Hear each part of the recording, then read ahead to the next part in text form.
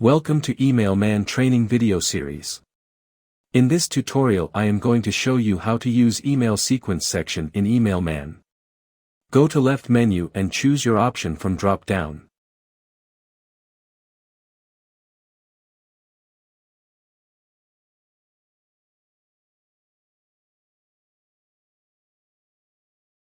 Just add keyword or topics, language, and variation.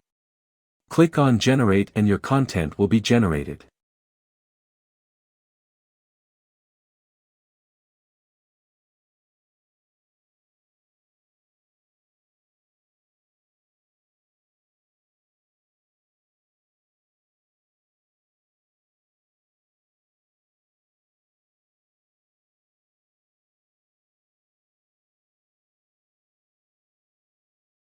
You can copy or download as a text file, PDF file, or doc file. Thanks for watching the video.